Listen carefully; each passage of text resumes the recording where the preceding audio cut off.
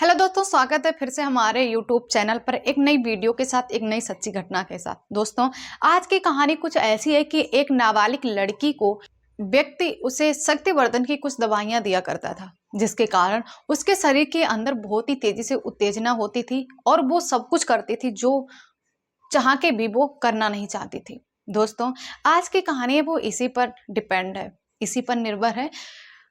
Video में आगे बढ़ने से पहले आप लोगों से एक छोटा सा रिक्वेस्ट है, वीडियो को लाइक कमेंट शेयर कीजिए एंड चैनल को सब्सक्राइब जरूर कर दीजिए।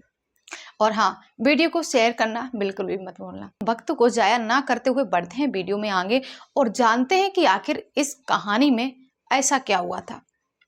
दोस्तों, एक छोटा सा गांव था। उस गांव में बहुत सारे घर थे, लेकिन दो घर थे वो बिल्कुल आमने सामने हुआ करते थे।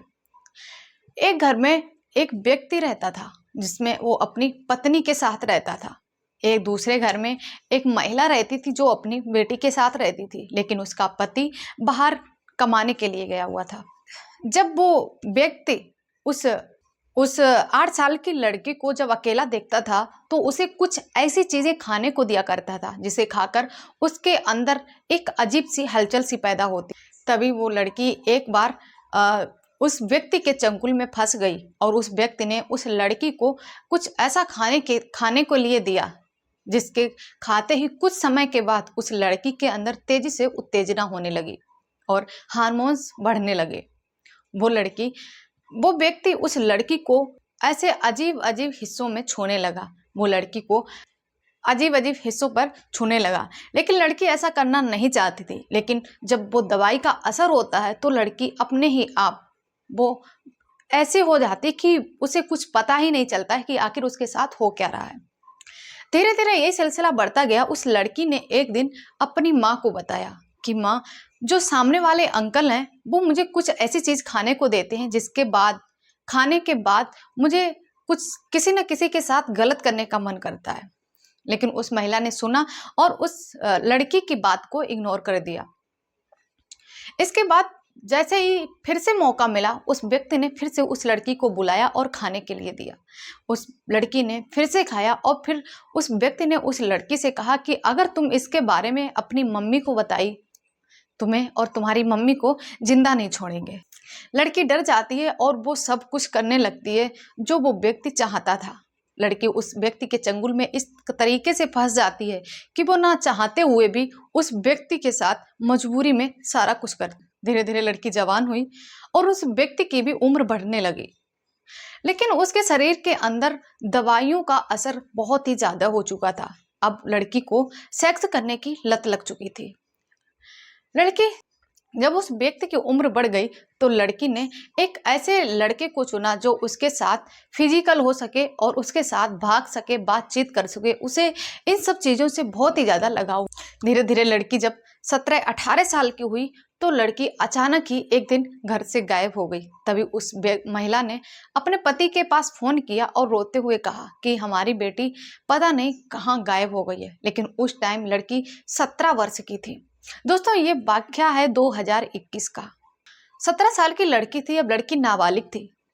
जब उसके लड़की के पिता जब बाहर से आते हैं तो वो अपनी पत्नी को साथ ले जाके एक पास के थाने में FIR दर्ज कराते हैं।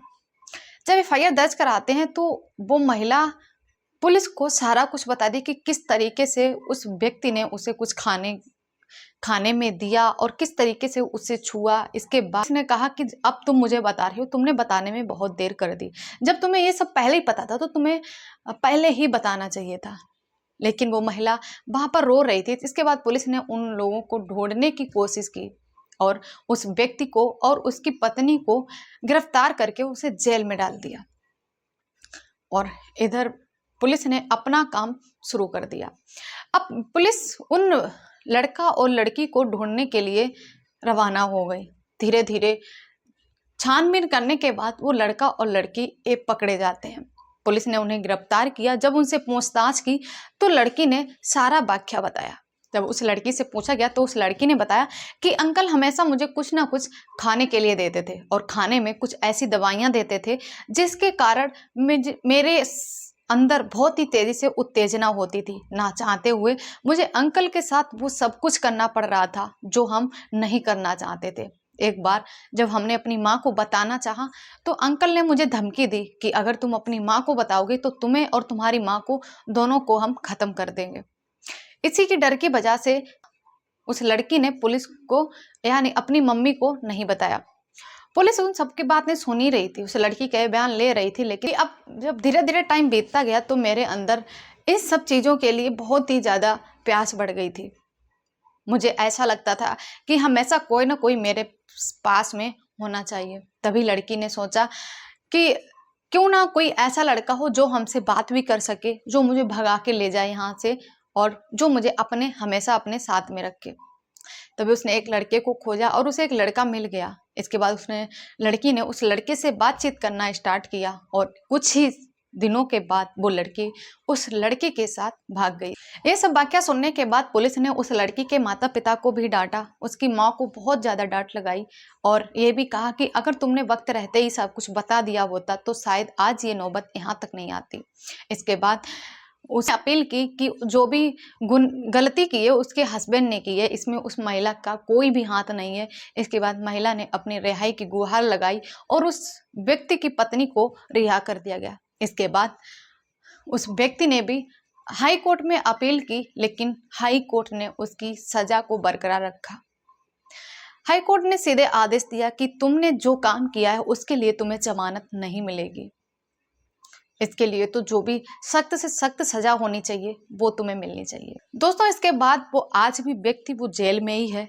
दोस्तों आज की दुनिया में क्राइम बढ़ता ही जा रहा है और क्राइम इतनी हद तक बढ़ चुका है कि लोग ना तो उम्र देखते हैं और ना ही ओहदा देखते हैं, ना ही ये देखते हैं कि आखिर उनके साथ होगा क्या, और अगर वो किसी के साथ गलत कर भी रहे हैं तो किसके साथ गलत कर रहे हैं। लोगों को इस चीज़ का बिल्कुल भी अंदाजा नहीं होता है। लोग आज की दुनिया में इस शरीर की भूख के लिए इतने भेड़िया बन चुके हैं कि आज के दौर में लोग छोटे से बच्चों को भी नहीं छोड़ते।